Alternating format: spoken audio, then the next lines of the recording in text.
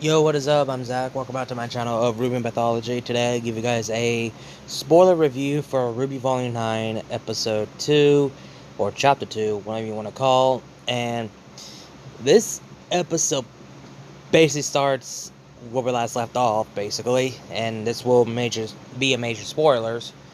Um, Everyone are trying to put the pieces together, what the fuck they should do, and Blake tells them, like, I guess we had to do the exact same thing what the girl in the story did. And Weiss thinks she was getting a bit of pissed and frustrated, like, we are not like her. This is all just a bunch of fairy tale story, and she started wanting to complain. And the main priority is get to the tree. So basically, they're following her footstep, the girl's footstep, and they came to the city to find this guy named Jinxes, the freaking raccoon. And even Wise like, oh my god, like, bitch, you complaining until she saw the raccoon, like, oh my god, he's so adorable, like, you were talking all that shit. And there was a scene between Ruby and Wise, Blake and Yang, and my friend Crimson Hollow showed me the image before I watched the episode. Asshole. Blake and Yang are trying to hold hands. They show a little bit of fingertips, trying to hold each other. And Wife's like, it's about time. Like, yeah, not even close. They're not official yet. The people are gonna say they're not a couple yet until they kiss. That's the point. So, and my Crimson Hall is fucking pissed. Like, I was like, yeah, I told you. Should have fucking listened. And Ruby was like, she just wanted this to be done, and so they could go home. And this triggered Weiss, and she said that how can't she go home? She lost her home. She lost everything. So basically, Weiss is homeless. That's basically how she feels, that her home is gone. Even though we risk it all, we still lost the kingdom. And so basically, Weiss is homeless. She has no home, and she said it's just like Beacon all over again. And Ruby had a hard time to take all this in since the loss of Penny. When they came to the city, there's like these three relics or whatever, or equipment or whatever. One of them, all of it was just a fake. It was just all disguise. One of them was Yang's arm. One of them was just a random mouse eating a freaking cheese. And there was like a green doll, but it's actually revealed to be Penny's weapon. Yeah, not the metal one, the green type of weapon. Sorry. And this teared and hurt Ruby. Yeah, it still hurts her. And they got the arm back, and they just flee. Freaking Blake and Yang made a freaking pun. Like, Blake's like, you mean you can't handle it? Like, I was like, boo. And freaking Yang used her middle hand. It was like, high five, high five. I was like, boo, just shut up. And Blake is upset because they doing the exact same thing in the story. And Weiss, she's, like, really? That's all you care about? And she's even more frustrated. She's like, we need to shut the hell up and go to that tree. And she goes and came back, like, what the hell? Constantly in loops. So she threw a rock, and the rock hits her in the back of the head. I was laughing. That was fucking funny. And those royal guards showed up, and they know someone was sad, and Ruby offer they want to go to the birthday party by giving the sword. And he tells the guard the royal guard, saying that this warrior was belonged to the greatest warrior, the warrior who died, gave her life to protect those that needed, saved countless thousands of lives. By the end, she died as a beautiful, the greatest warrior to the month of the stars, or something like that. Even got the guards cried.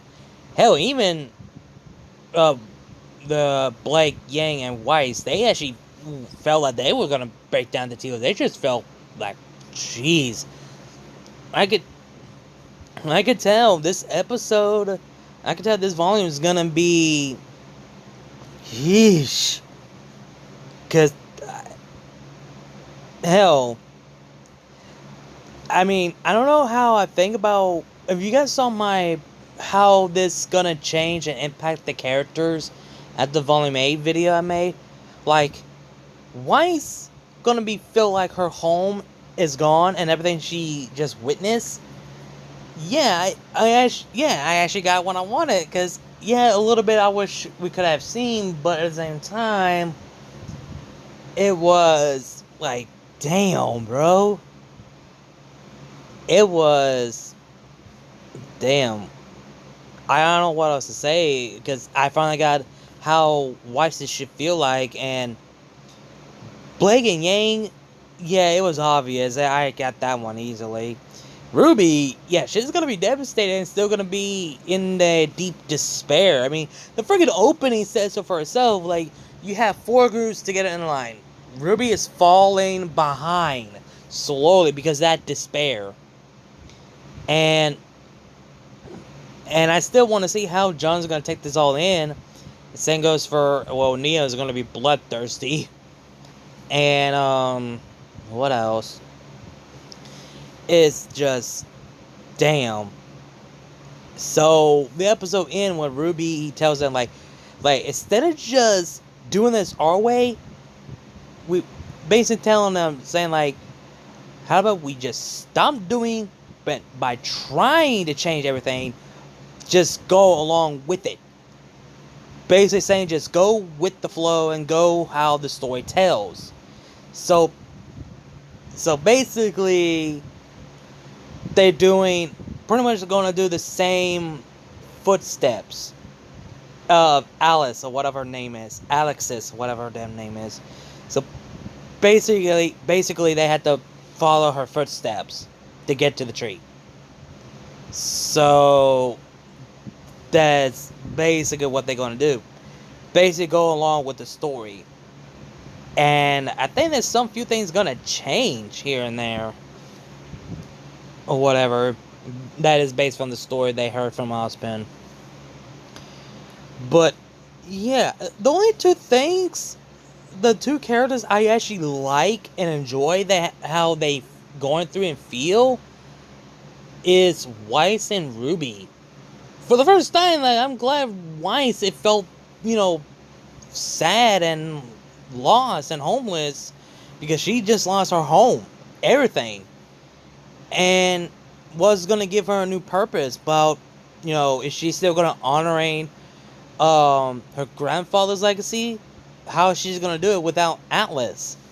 Well, if you go back and watch RWBY Ice Queendom, even though it's not canon, which is not called bullshit, it should be canon. Her grandfather said that when you're old enough, you will have your own castle or something like that. Basically, the Atlas is kind of the castle of the Sheen family, and her grandfather wants Weiss to have her own castle one day. So I feel like that's what's going to happen, kinda. And also RWBY, I actually am glad that she's not in a good place at the moment. She's really isn't, and I like that. And that's the part of her growing her development, growing her character. And I actually like that. They actually doing good. They kept doing it since volume 5. No, yeah, volume 5 and 6. They started doing that volume. And I'm just, wow. I don't know what else to say. I really don't have any words. Because this episode just made me feel sad, because this basically what it's gonna be. You're just gonna feel sad and feel bad for Ruby. That's basically it. Like, Ruby wanted to brush it up, apparently she just can't. But deep down, she is still hurting, even though she just don't want to admit it.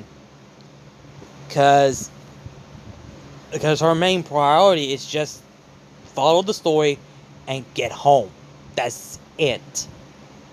So that's basically what she's doing, and trying to hold this guilt, this responsible, and the feeling of loss, the despair, that she's holding it all in. And that's basically what's going on at this point. But anyway, you guys, hope you guys enjoyed the video. Like, comment, share, subscribe. Links to my other channels, my social media will be down below the description box. You guys all drill. Again, like, comment, share, subscribe, and I'll see you guys later. RWBY is love, RWBY is life. Keep moving forward, and I'll see you guys later.